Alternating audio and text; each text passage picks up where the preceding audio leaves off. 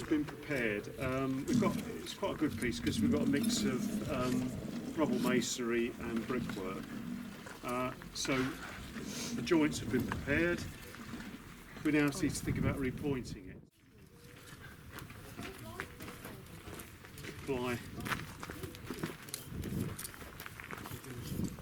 a piece of water on the board. That's very sticky, look, it won't fall off, unlike, you know, if you were doing, say, sand and cement mortars, which do tend to run off your hook. Lime is very sticky, so that's good. We obviously use that to our advantage. But what I do is I'm thinking about running this on the board to the same thickness as the joint. So I'm going to say about 10-12 millimetres. An old money, half an inch, 3/8 to half an inch. So that's how I would prepare it on my board. Try and work with a clean trowel, it's quite important, okay? And then what I want you to do is to watch the angle of the trowel and the mortar board, so I do both, look. You see that? So what I'm doing is I'm pressing it towards the trowel, and you can see you get a lovely sharp piece of mortar at the right thickness for your joint. I've just made it look easy, so if you do it and it falls off the board, don't be phased or upset. You will get there. And there's certain tricks that you start to learn as you go along. Most people try and sort of lift it off the board like that, and it doesn't stick. So again, you're asking for the mortar to come off the board. So can you see where I've got the trowel? Like that, and then scraping. So it's the edge of the trowel here that's scraping the board.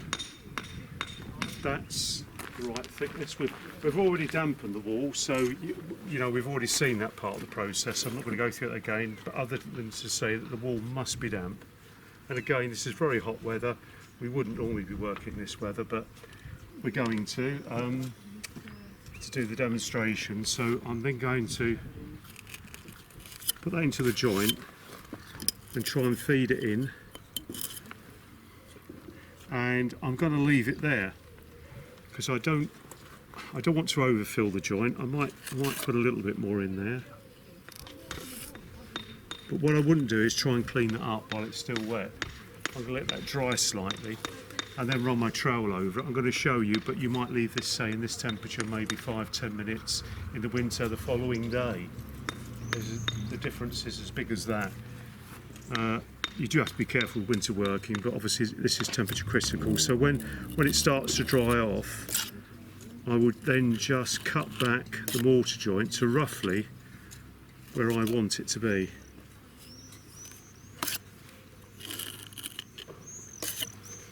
The next, have we got a bristle brush, anyone? Yeah. So again, at the right moment, what you'll be doing, and again, probably 10 minutes, 20 minutes, maybe an hour, take your dry brush and just tamp that mortar. You know if it's too wet when you're tamping, which that is, because it starts to build up in the bristles. Then what you're doing, that's still quite dry, but if I did a lot of that, it would build up in there, and as you start brush tamping, you're actually lime washing all the faces of the brick because it's full of mortar. So that has to be dry all the time.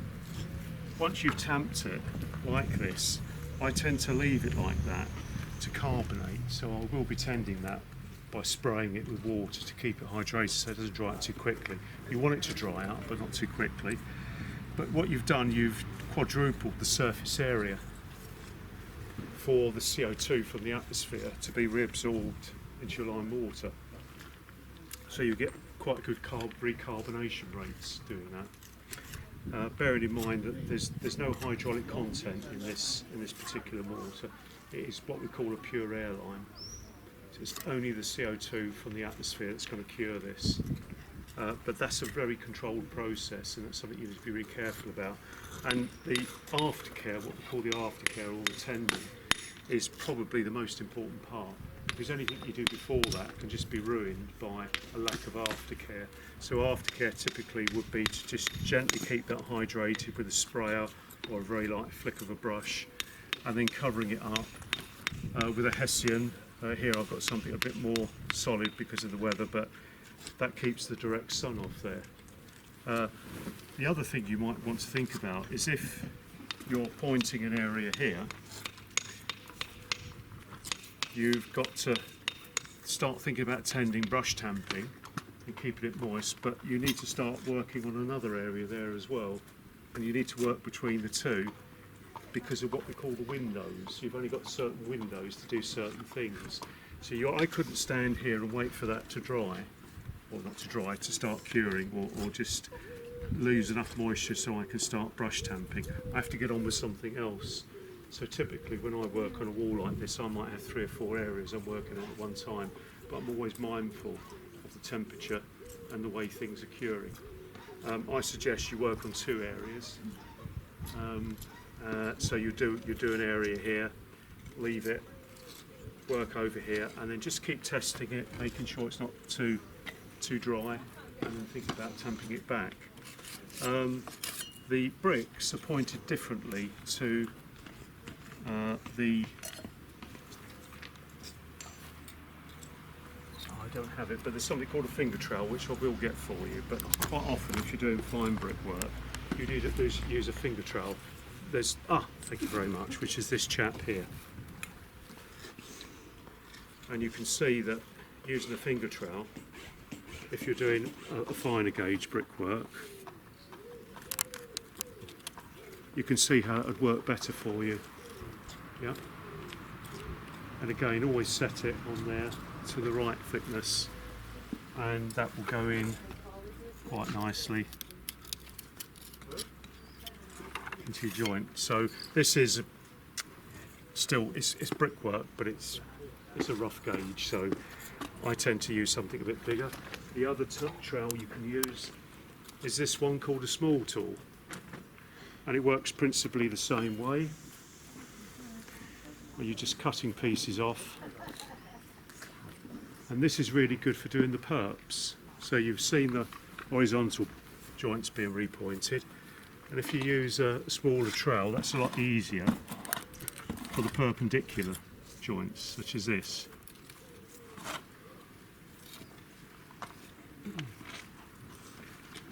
If you tried to do that with a bigger trowel, what would happen is you'd be trying to get it in there, but look, it won't let you, because of that and that keeping it away, it won't let you press it into the joint, whereas that's been a smaller gauge will. So you have to select your tool depending on the joint you're trying to work with. It's more or less the same with the Flint, but what I tend to do with Flint is use the bigger pointing trowel and position the mortar onto. If you position your mortar like that on your trowel all the way along, and then you try to feed it in there, it's not quite working. It's a bit too clumsy. So what I do is I'll put it just on the end of my trowel, like that. Not the full length of the trowel, so that you'll find that you can then push with the point of your trowel more effectively into the larger joints.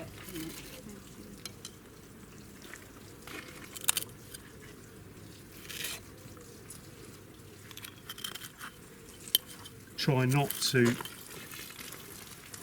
get too much over the face of the masonry.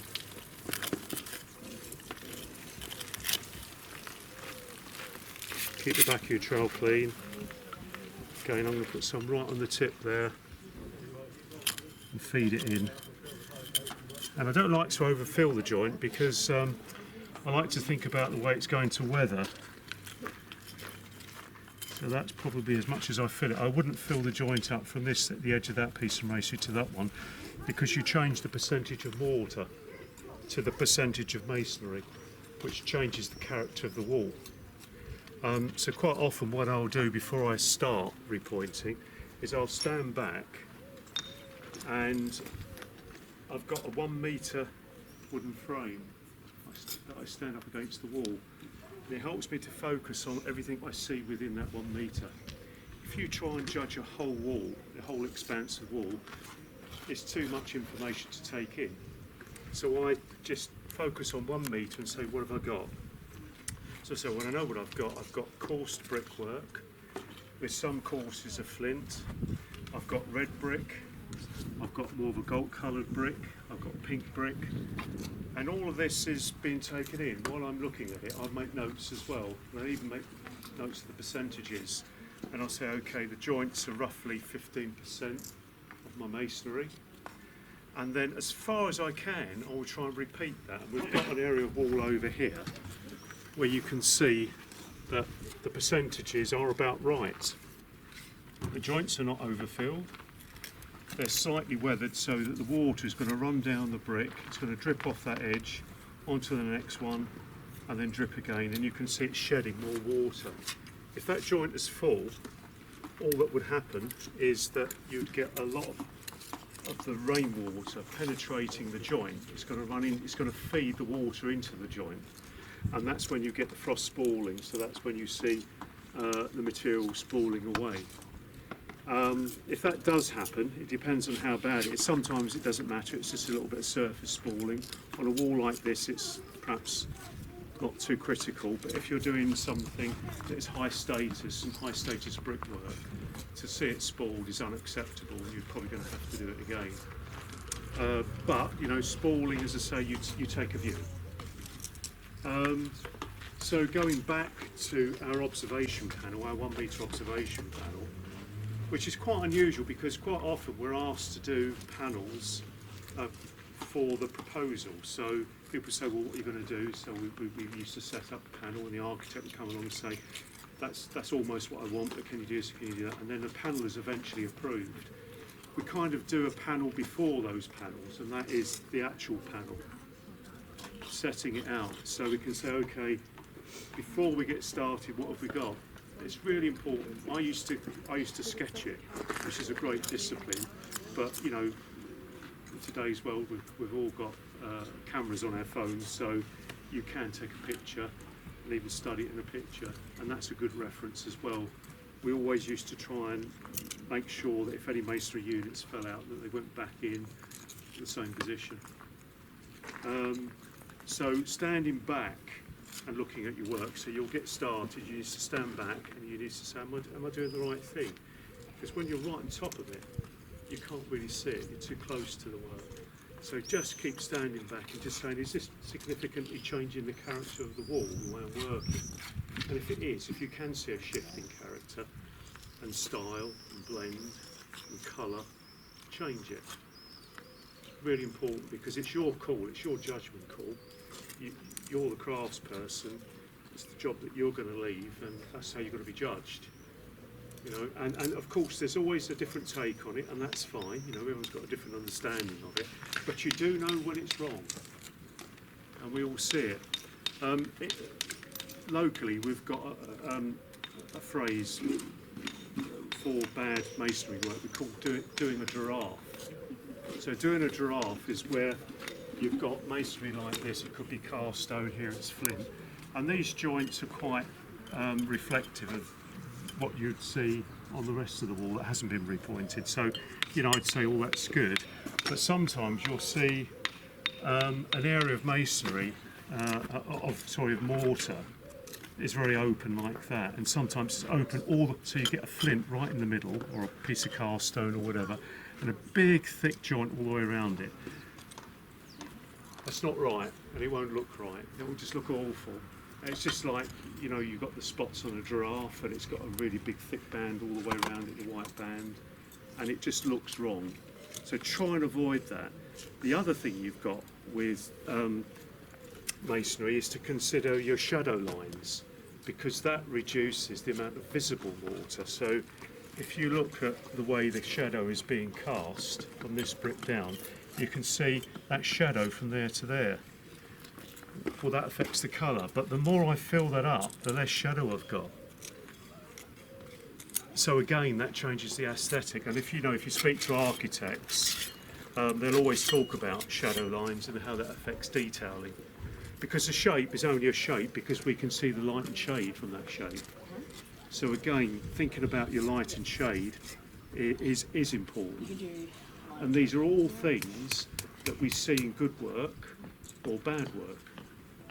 And it's only with experience that you'll start to learn how you position your personal work. So it can all be different, it's fine, there's all variations on this, but it's your variation and it's still informed and it's still considering and respecting the historic masonry that surrounds it. Does all of that make sense? I'm not going to look at the architect over there because he's saying, well, yeah, this is rudimentary stuff. But it's something that we miss, I think, too often. And I think if it was taught really as part of our training as craftspeople, I think it would put us in a much better position to turn out a more agreeable and aesthetically pleasing job at the end of it. So, having said all of that, there must be some questions. This is where everyone gets phased because they're all glazed over because I've just delivered a lot of information, but I'm sure you've got some questions about where you may have done it in the past and it hasn't quite worked for you. No, am I really that good that I delivered all the information I needed to yesterday? Well, I've had it twice. It's getting better every time. Yeah, it's the joys of being the cameraman. And you get paid for it, by the way. Don't think so today, sorry. Yeah. I suppose the only question I have is, so the one you said with the shade, and then just behind you there's an even bigger hole. So where do you make the distinction? No, just literally behind you there's like almost a brick missing. Yes, that's a missing piece of masonry. Yeah, so that one you wouldn't fill it, you'd put a brick in it. Absolutely. So why don't we do that? Okay. Yeah. So I'm going to. So I would have. This is. You wouldn't really dampen something down just before you mortar it, but I've got to, just for the demonstration. So I might dampen that down and then leave that for a few minutes just to absorb. If you're just seeing all that glassy stuff on the surface, which is your water, you shouldn't really. You're running the risk of getting some smears, so dampen that down. In fact, that has absorbed already, so that's probably about right. Just goes to show how hot it is today.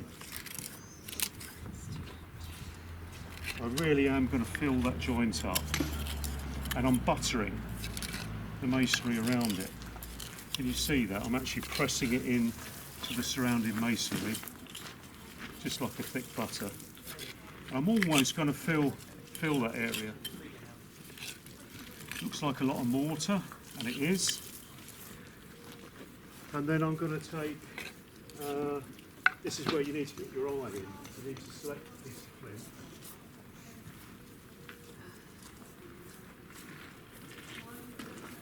In fact, I should have done a dry run so that I could have tested that beforehand, but I would say that's going to be the fella there. And I'm going to think about that as a face, and that is what's going to be inside the mason. It's actually so hot I can barely hold it.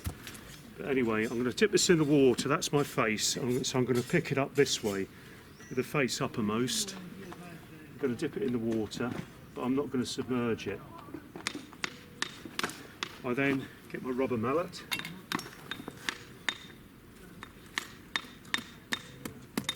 Sorry, I forgot to do something, I do apologise. Dip that in the water, and then I'm going to butter this. To make sure that's got really good adhesion.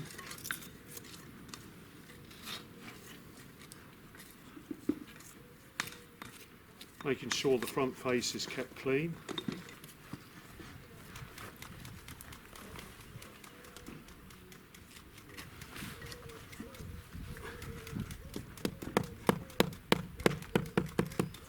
And you can see that mortar is squeezed out, so I know that really has compacted.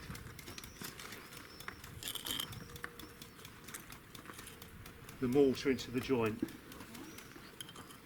Now we did something like this earlier. We did one where it was Alistair's the masonry where he put it in dry and you picked it out with your fingers, didn't you? Yeah.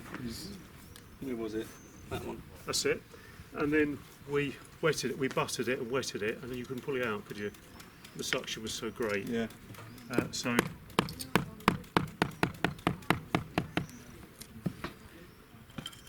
Can we see if I can pull that out? yeah, you can.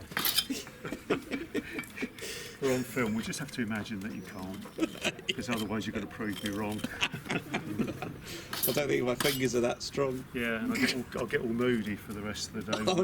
We don't want that. I also think, so you can see I just carefully set that. Now that's okay, and I'll come back to that. And you can see it's still clean on the face. I know that's absolutely full of mortar, and the suction is really going to hold that masonry unit in there so that it's not going to drop out. It's perhaps a little prouder than I would have liked it, but it's there. I also like to think about weathering, so I want to know that when the water runs from that masonry unit above onto this one, that it's got somewhere to run to and then drip onto the next one. I don't want to see full joints, particularly where it comes over the masonry unit on top, because all that does is just feeds water inside the joint and it's going to frost spool. So think about, say, particularly that top edge. Doesn't matter if you want to slightly flaunch your mortar a bit lower down, that will work, but not at the top edge. Again, when you first do this, it'll be a few times before you get that to actually work. Suction on the masonry and the surrounding masonry. Just keep staying with it, take it out, redo it, find another piece of flint or brick. Just keep trying until you're comfortable with that process. Is that okay? Yeah, all right. But what I'll do is I'll just follow up on this, so as you're working, I can hopefully work with you on it. Thanks very much. Thank you.